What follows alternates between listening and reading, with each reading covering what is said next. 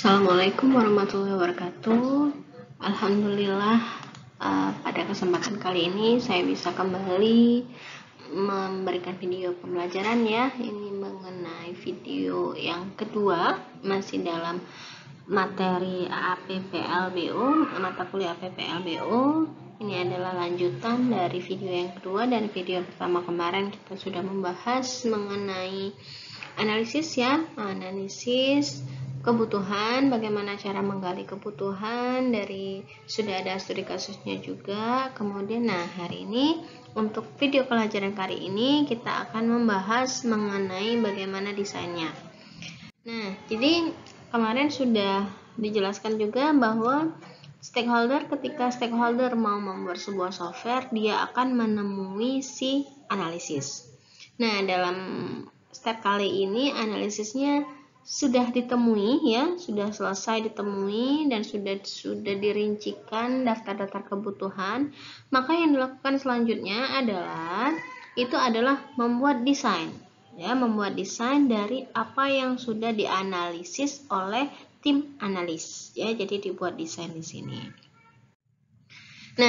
Jadi apa sih desain itu? Mengubah konsep-konsep, mengubah model konseptual yang dihasilkan dalam analisis berorientasi objek, memperhitungkan kendala dan setiap kendala fungsional, teknologi, kendala waktu, dan lain-lain. Biasanya disajikan dalam seperangkat penggunaan kasus satu atau lebih UML, diagram kelas, dan sejumlah diagram interaksi. Jadi memang di sini untuk model atau desain ini mengubah konseptual apa yang sudah dipoin-poinkan oleh si analisis menjadi desain ya, menjadi sebuah arsitektur.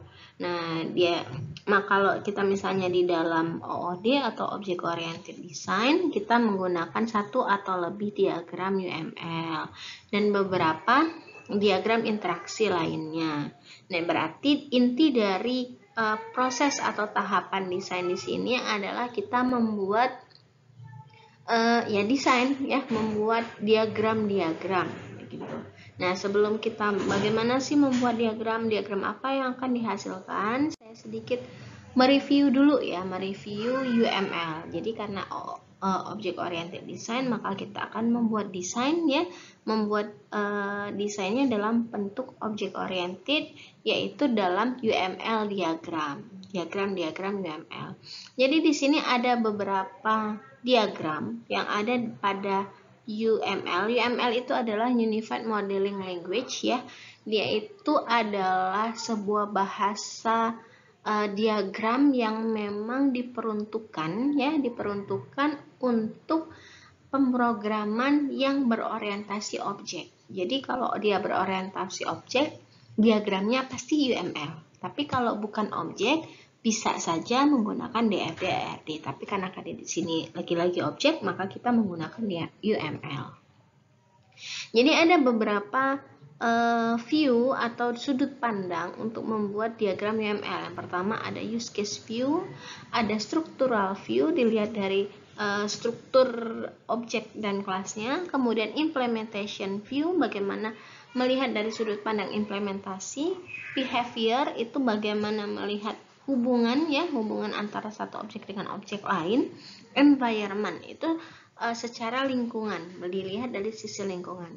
Jadi kalau dilihat dari sisi use case, dia gambarkan menjadi use case diagram. Kemudian kalau dari sisi structural view itu digambarkan dalam kelas diagram, objek diagram, composite diagram, atau package diagram. Dia berupa struktur dari setiap kelasnya dan objeknya. Kalau implementation view dilihat dari implementasinya ya, komponen diagram, komposit, struktur diagram. Kemudian kalau behavior ini hubungan antara satu objek dengan objek lain atau hubungan antar kelas, itu biasanya digambarkan dalam sequence diagram, communication diagram, state diagram, activity diagram, interaction overview diagram, dan timing diagram. Kalau dari sisi environment, dilihat dari sisi lingkungan, itu dengan deployment diagram. Tapi yang akan kita bahas di sini tidak semua diagram ya yang akan dibahas, yaitu hanya use case view, yaitu use case diagram, karena ini yang paling sering muncul use case diagram. Kemudian dilihat dari structural view itu adalah kelas diagramnya. Kemudian yang sedikit agak banyak itu adalah behavior view. Di sini ada sequence diagram sama activity diagram. Jadi tidak semua diagram akan kita bahas pada perkuliahan APPLBO ini.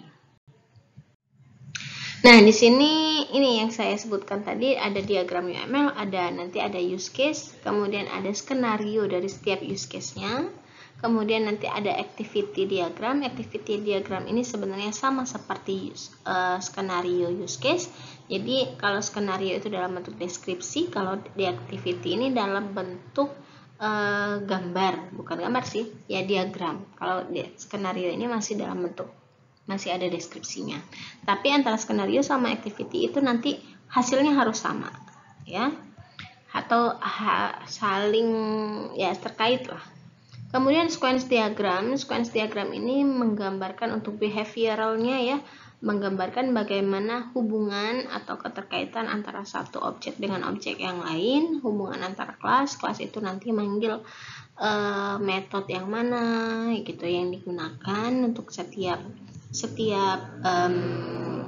prosesnya. Kemudian yang terakhir itu nanti ada kita membuat kelas diagram. Kelas diagram ini yang menggambarkan struktural view-nya, yang dilihat dari struktural view dari setiap kelas yang kita buat. Jadi ada berapa kelas, nanti kita buat bagaimana struktural view dari setiap kelas itu digambarkan dalam kelas diagram. Jadi hanya secara umum sih hanya 4 ya, hanya 4 diagram yang akan kita buat. Oke, mungkin pertama kita langsung aja masuk ke dalam use case diagram ya. Jadi saya merunutnya dari kasus yang sudah kita kembangkan pada aplikasi kemarin ya, pada analisis kemarin. Nah, di sini sudah saya kopikan kembali functional requirement-nya ya, functional requirement dari studi kasus yang kemarin yang sistem informasi akademik. Di sini sudah ada 3 ya, kita menunut kemarin ada 3, yaitu registrasi, kemudian membaca, menulis data yang telah dilengkapi oleh calon mahasiswa, dan menampilkan status kelulusan. Nah, sekarang bagaimana sih membuat use case view? Use case view-nya menjadi seperti ini, atau use case diagramnya menjadi seperti ini. Kok bisa seperti ini? Nah, sekarang saya jelaskan dulu secara umum ya, gambar-gambar ini gambar apa gitu. Nah, jadi di sini yang pertama kita buat di sini ada boundary, ada kotak di sini. Ini adalah boundary. Boundary ini adalah sebagai batasan. Batasan apa yang ada di dalam sistem yang mau kita buat.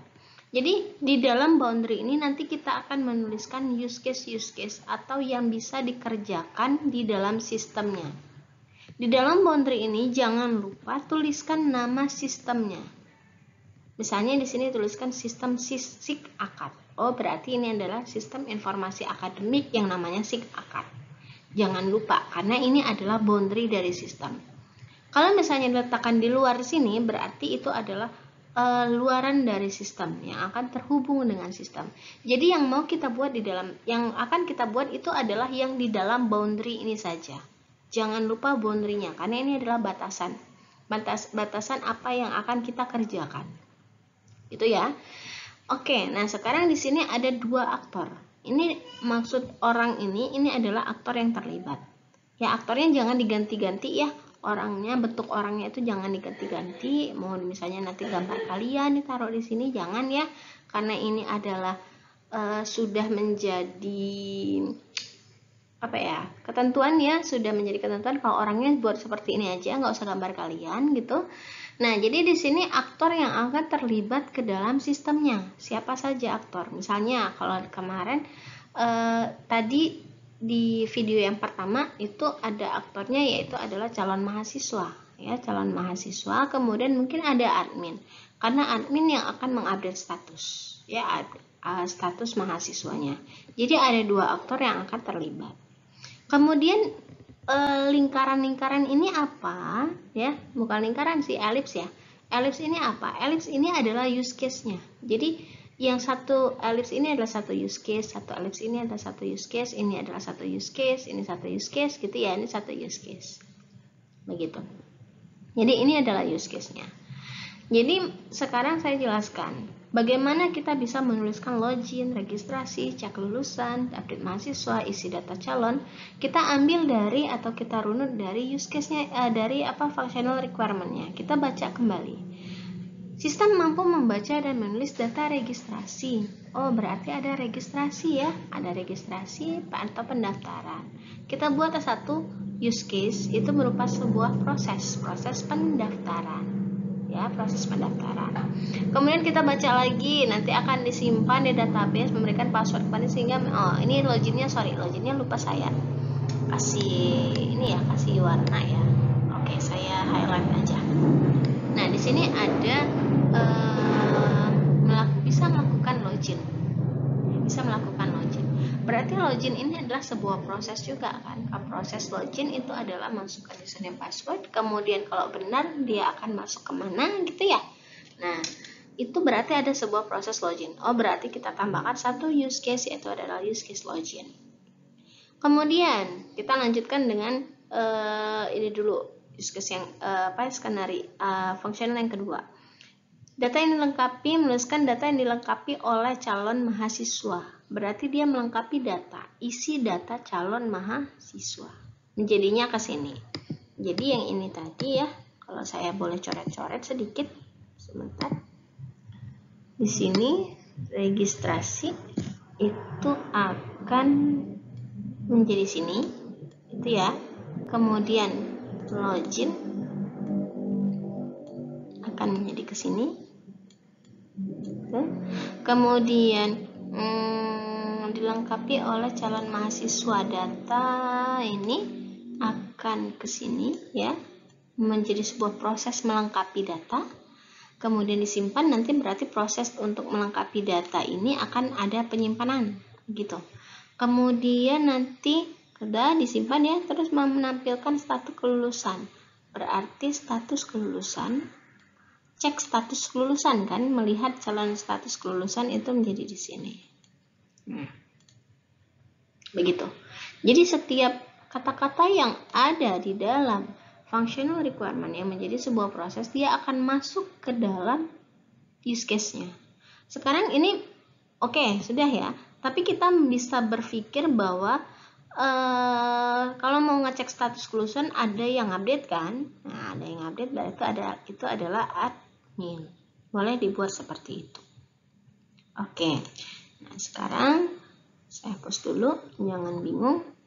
Jadi setiap membuat use case-nya itu berdasarkan fungsionalnya, ya, berdasarkan functional requirement yang ada di sini. Nah, sekarang garis-garis ini apa? Garis-garis ini adalah yang bisa, kalau dari aktor ya, saya lihat dari aktor dulu. Aktor ini apa yang bisa dilakukan oleh aktor? Dia adalah bisa login, ya, dia bisa login. Dia kalau sudah login, sudah berhasil login, baru bisa melakukan registrasi, misalnya kayak gitu.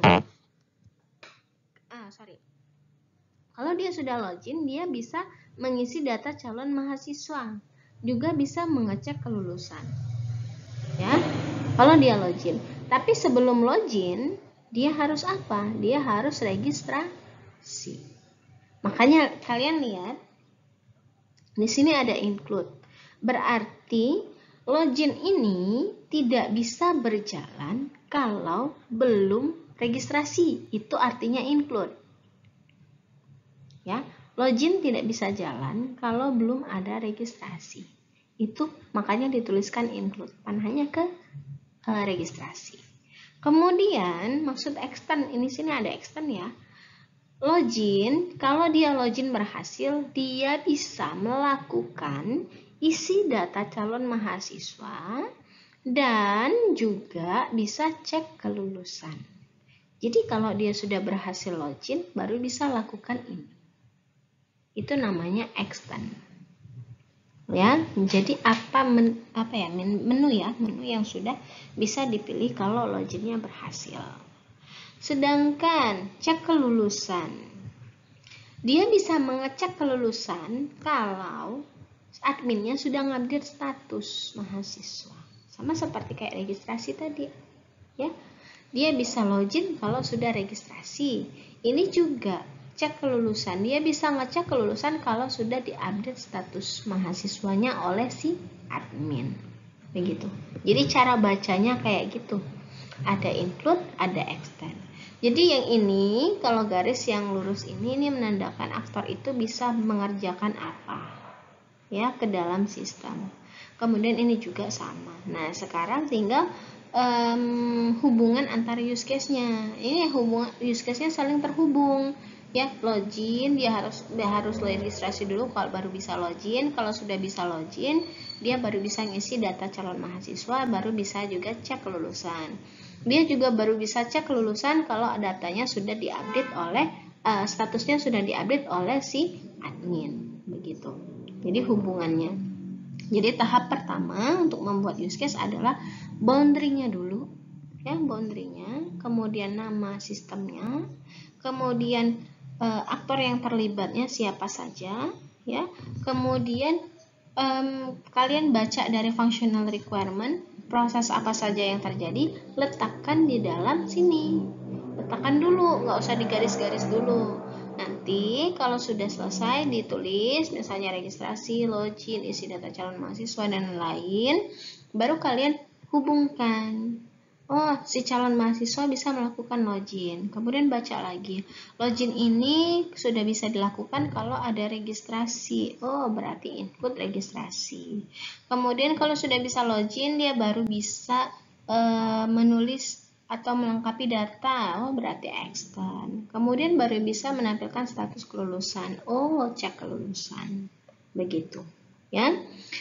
Ini adalah contoh dari studi kasusnya. Nah, jadi use case diagram itu sebenarnya adalah menggambarkan fungsionalitas yang diharapkan. Jadi use case diagram itu diambil dari kebutuhan fungsionalnya ya. Yang diharapkan dari sebuah sistem ditekankan dengan apa yang diperbuat oleh sistem, bukan bagaimana. Jadi sistem itu bisa melakukan apa. Nanti bagaimananya itu, bagaimana sistem melakukan proses login itu akan dijelaskan di skenario-nya. Jadi ini hanya per apanya dulu. Proses apanya dulu. Nah, sebuah use case merepresentasikan sebuah interaksi antara aktor dengan sistem. Ya, use case diagram digunakan untuk menggambarkan interaksi antara aktor dengan use case atau kasus yang disesuaikan dengan langkah-langkah skenario. Nanti bagaimananya ini akan ke skenario. Ya, apanya ini akan menjadi use case. Jadi ini ada elemen-elemen yang digunakan dalam use case, tadi sudah saya jelaskan ya. Mungkin ini adalah use case-nya, kalau sintaknya, kemudian kalau aktornya seperti ini, kalau boundary-nya ya menjadi batasan ya, menjadi batasan. Kemudian di sini ada asosiasi hubungan kalau dari aktor ke use case hubungannya biasa ya, itu menggunakan komunikasi antar satu dengan yang lain, itu adalah garis seperti ini aja. Nanti kalau ada generalisasi atau pemecahan dari use case-nya atau generalisasi dari aktornya itu menggunakan tandanya seperti ini. Kebetulan kalau tadi nggak ada. Nah, jadi misalnya kalau saya contohkan generalisasi, misalnya nih ada apa ya? Kalau saya contohkan di sini aja, ada misalkan calon mahasiswa, ada mahasiswa. Dua-duanya kan termasuk dalam mahasiswa. Calon mahasiswa, saya buat CM gitu. Bentar. Oh, sorry. Saya buat calon mahasiswa ya. Ada juga mahasiswanya. Nah, jadi antara calon mahasiswa sama mahasiswa ini sebenarnya adalah runutan dari mahasiswa lama gitu ya, mahasiswa lama. Nah, sebenarnya calon mahasiswa sama mahasiswa lama itu adalah turunan dari mahasiswa MHS. Nah, ini boleh dibuat generalisasi ya, tapi karena kita tadi hanya membahasnya calon mahasiswa, berarti kita tidak membahas mahasiswa lama ya. Jadi makanya di aktornya itu tidak dibuat generalisasi seperti itu. Oke, nah ini adalah extend ya. Extend yang sudah saya jelaskan tadi, bisa memilih pemilihan Oh, sorry, include-nya mungkin. Ya, jadi sebenarnya ada include ya, satu lagi tadi. Nah, jadi oke, mungkin untuk penjelasan tentang use case-nya saya cukupkan sampai di sini. Kalaupun ada pertanyaan, boleh dikasih di komen di YouTube-nya langsung, atau mau tanya ke saya juga langsung juga boleh. Saya persilakan. Untuk video kali ini saya cukupkan sampai di sini dan saya akhiri. Wassalamualaikum warahmatullahi wabarakatuh.